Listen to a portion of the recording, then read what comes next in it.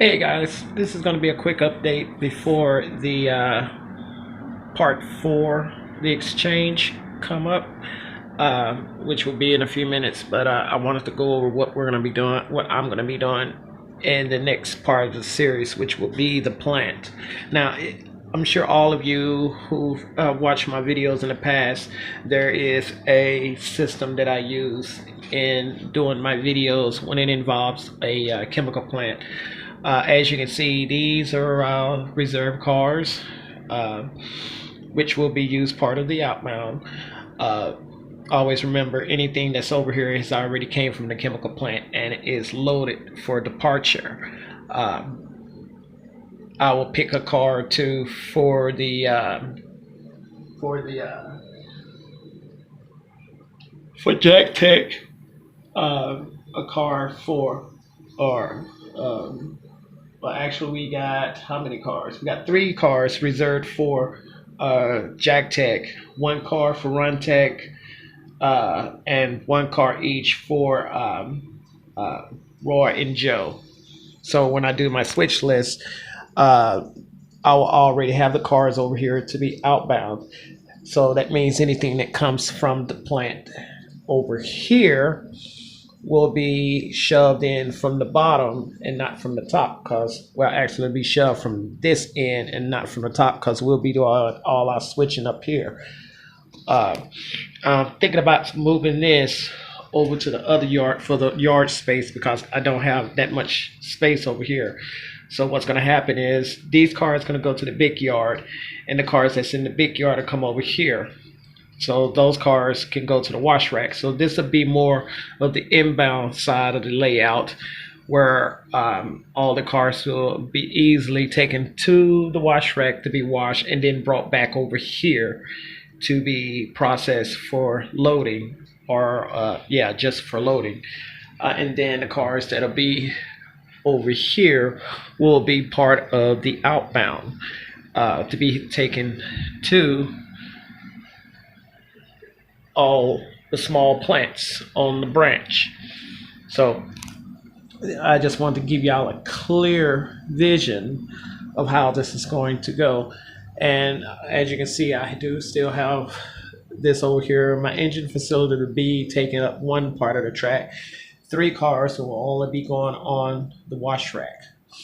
So um, I'm still trying to figure out which car is going to be which, because I just ordered some more scale train tank cars. They will be here, hopefully tomorrow. God, I hope they'll be here tomorrow. They sent them out yesterday. So hopefully it'll be here tomorrow. So I'm excited. Um, Other than that, that's pretty much it. And like I said, I will begin the chemical plant series starting today, and it will be posted more likely tomorrow. And hopefully y'all give a clear understanding of how a nice operation on your layout can go with the switching, the blocking, uh, um, taking the outbound and the inbound in, and all that good stuff. So hopefully, um, this list of cars will be getting bigger over the next few weeks. Also, you remember that keyword FIFO? Make sure you keep that in mind whenever you're doing your switching. All right.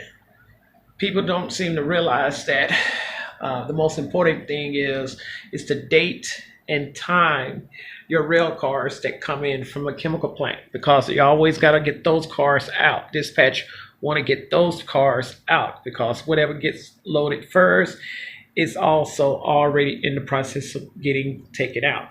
So let's go over this real quick. Anything that comes over here will come to the outbound yard. Each car will have a date and time of which it was brought into the yard. So the oldest car that's in the yard needs to go out first. Okay, so we will put these cars and shove them in from the bottom, and then over here on the outbound side, the cars that's over here, the oldest cars, will already be taken out. So always remember, if you have to put that on your you have to put that on one of your timesheets, a timesheet or a date sheet, because the method is first in, first out, not first out, first in, or however you want to put it. But always remember, anything that has a shelf time needs to be dated in time to be on the outbound. So I will be going over that sometime this weekend, how you can date and time your cars for outbound so that you always do the first in, first out method. Um, so hopefully in this series, I'm going to show y'all that. So for example, if these cars are going to be taken out Saturday, SCAX 10052, SCMX 6081, DPRX 259046. Those cars will be put on a timestamp right next to the switch list in the comments. I will timestamp them for DPT, departure, which means I'm departing the chemical plant, and they're going to go to the yard, and I will put a date and time on those. And then the next cars I bring in, they will be spotted from the wash rack. When I get ready to pull those cars, I will put a date and time on those as well. These cars will go over here in the yard, and what we will do is we will timestamp. They will be put in the yard to let us know that those cars was just put in the yard a few hours after. When the dispatch makes it, we're gonna get the oldest cars that's in the yard, so they always be on this end. So say for instance, the cars that was in here that was shoved in here November 1st and needs to be out of, which has a longer ship time, they need to be out of the yard first. Always remember, whatever goes in the yard first, it has to come out. So we got fresh cars on that end that's been loaded, and we have the older cars on this side that are loaded that needs to be out. First in, first out. All right. So always take that into hand whenever you're doing anything. If you're going to a lumber yard and a lumber yard already has fresh wood brought in to be processed, well, you want to get the fresh wood in as soon as it get there, and all the wood that's been processed will have a date and time on it. At work, every stack of wood out there has a date and time on it, letting us know that this is fresh wood that has been processed, and the older wood will be already used first. So they have a process method as well. The first fresh wood needs to come in. All the process on the out in the yard has been stacked and processed, and they'll always pick the oldest wood to be shipped out because you don't want anything standing in the yard. Same thing with our pipe. Our pipe, we can't let anything sit in the yard, so we have to rotate the pipe to get it out before it goes bad. Yes, PVC pipe actually do go bad over a period of time, so we have to rotate. The resin has to be rotated. Anything with a shelf time has to be rotated and processed out. So that's the same thing that happens in the railroad. Everything has a process. So that is one of the biggest things the misconception about logistics. Logistics also works on time in the railroad. So when it involves a processed car. So one of the biggest things everybody needs to start doing is using the FIFO method.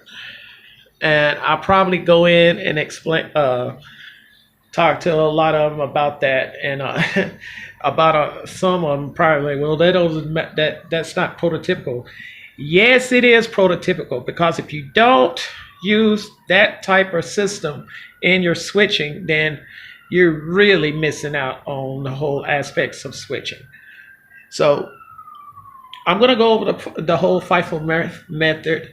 I am going to show you how it is done throughout the rest of this in the next 3 or 4 cycles. Okay, so Until then, thank y'all for watching, and hopefully this will help you in your switching operations. Until then, y'all take care. Bye.